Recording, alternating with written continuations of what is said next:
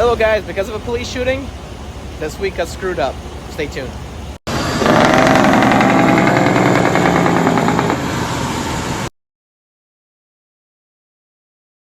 Well guys, got loaded with boom trucks, F550s. This is not what caused my week to get screwed up. And I'm gonna show you how it looks like. They're about 14-foot height, which is legal. Most states allow up to 14 feet. Just gonna put it in my GPS, the right height restriction, so I can follow that route and avoid any tunnels necessary. And yeah, so about to hit the road, and let's go to a truck stop and let's explain why this screwed up my load. All right guys, so I'm back at the truck stop, but with only one issue. This load right here, guys, is now causing me a bad week. Very bad week, actually. And believe it or not, guys, we are actually coming back. Yes, I'm gonna explain two things that happened, okay? But let's first get this load back safely to where we picked it up from and get it unloaded, and then I'll explain to you guys what's going on afterwards and how I ended up in this situation. Well guys, I wasn't able to unload. Why? Okay, let me quickly explain. I put away all the bungees that are holding up extra chain. I also put away all the chains. I first set up all the ramps. Came to take out my special airline to pump up the tires back in. Only this sucker was able to pump up. These other ones, 3 tires would not pump up, no matter what I tried, because it's lost its seal on the bead. And the only way to do it is you got to lift up with the truck with the jack, and that's the only way to pump air. I put away the ramps here because I didn't feel like putting it away all the way there, so that they won't be on view and nobody will steal them. But that's the current situation, guys. Now wait until 9:30 or 8 o'clock in the morning, whatever it is, for them to come and provide me with a jack so that I could return this here. The inside of the trucks don't even have jacks, so looked in, they don't have jacks, so I have to wait for them now. Okay guys, so how did this end up happening? Well, let's go back to tell you the start of how all this tragedy occurred. First of all, I had a load of sheetrock going to a town, or Glen Allen, Virginia, which is near Richmond, Virginia. Everything was going well. I was gonna make the delivery earlier and get a load out of there afterwards. That didn't happen. As soon as I came out of Washington, D.C., the circular highway thing, boom, hit straight into traffic on 95. And I didn't know what it was until I was sitting there for a while. I looked at Google, and I'm gonna put a picture out here for you guys to see as well. Link in the description and below of what happened. But what ended up happening is they shut down I-95 since early in the morning for a police shootout. There's a shooting on the highway, and I'm not gonna get into detail. Link in the description if you want to read about what happened there. Anyway, it was backed up for at least I want to say 8 miles at that point where I was at. It didn't get backed up too much, so there's only apparently 1 lane open. So the other things that was happening is either you go on the expressway that they were forcing you to, either you go on some other highway and Highway 1. I took Highway 1, and that was backed up for at least 5 to 7 miles again. Barely was moving. Finally got off back onto 95 just to be hit with traffic again for a disabled vehicle. After that happened, there was another traffic because everyone's going to the same exit, so I was able to go around that a little easier. And another traffic started piling up because 2 right lanes were blocked because of another car crash. And here's the weird part: it cleared up before I got there, so I couldn't even see it. Now I got to the sheetrock place to unload. The amount of time it took me, I wasted the whole day. Instead of that little stretch from Washington, D.C. highway to that delivery is about an hour and 10 minutes to drive. It took me 5 hours. And on top of that, guys, I was supposed to be there at 11 a.m. I turned out there at almost 2 p.m.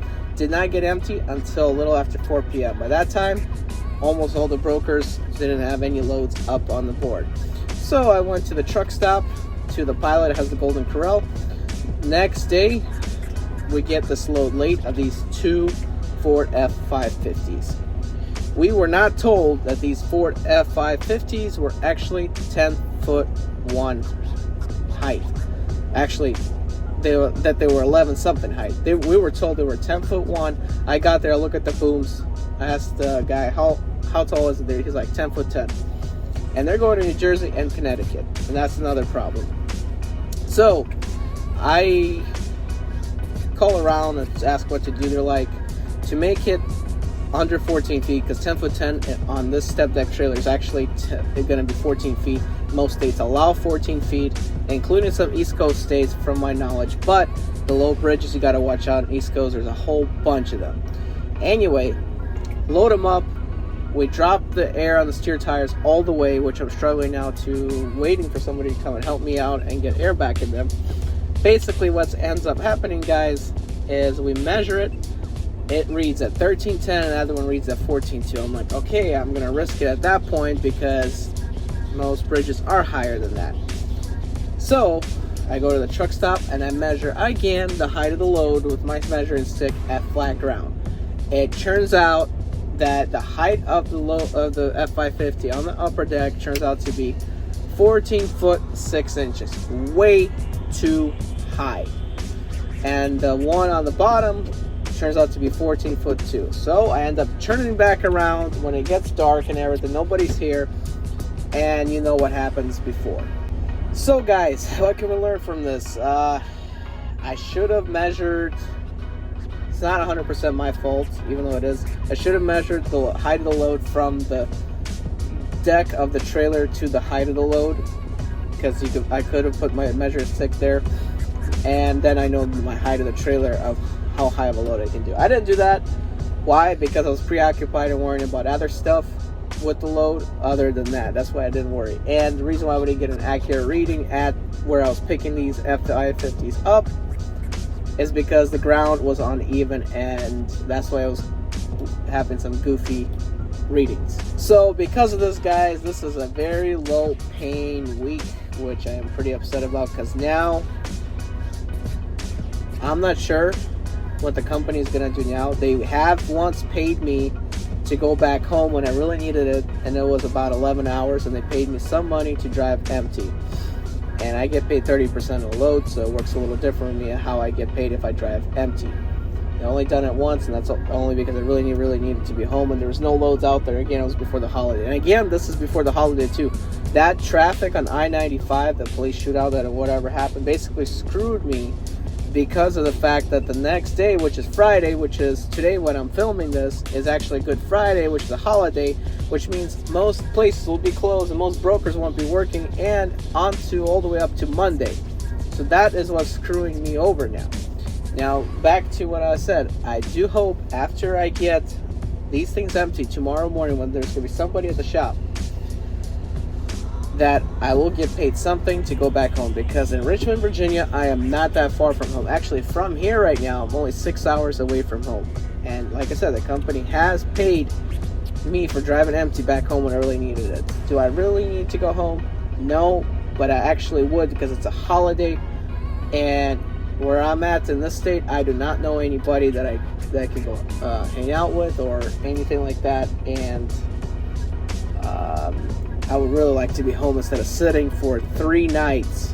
Let's see, Friday night, Saturday night, Sunday night. 3 nights, yeah, waiting for a load. That's just ridiculous. And I'm not that far away from home. So, update on that later in the video. It's good morning. So, basically, waiting for the guy to bring a jack for these F550s for me to get unloaded. And I'll be gone with the problem of these F550s being too tall. So, really wish I could have been able to inflate them. That way, I would have been at a truck stop by now drinking coffee, because this is just ridiculous. And yeah, so basically, guys, going to go ahead and just get them suckers unloaded.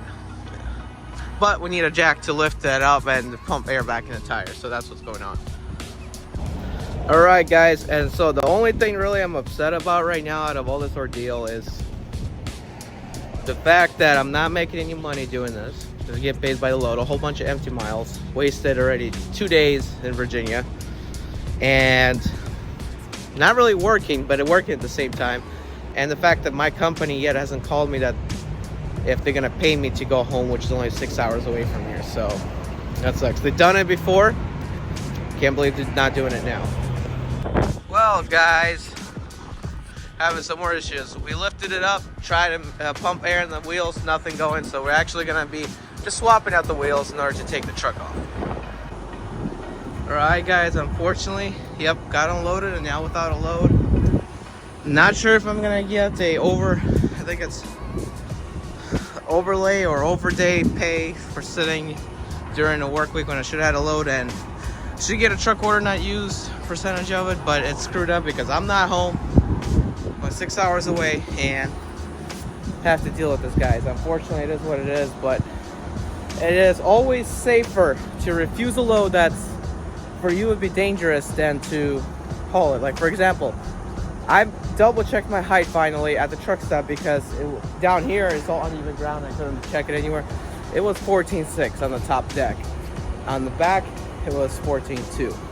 East Coast only allows 13.8 or up to 14, depending where you're at. So yes, guys, in that case, it's safer to return the load, recancel it, and come back than ending up hitting a bridge somewhere or an overpass and basically destroying the bridge, being liable for that damage, being liable for the truck damage, insurance getting involved, the load damage, the load being involved with it too, and damage to whatever happens after something falls up. Maybe you will hit some cars with the debris behind, and also you'll get a ticket and potentially lose your CDL, and you have to go to court for that as well. So I chose the right way today.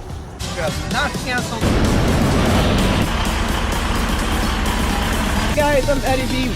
2064 turn right.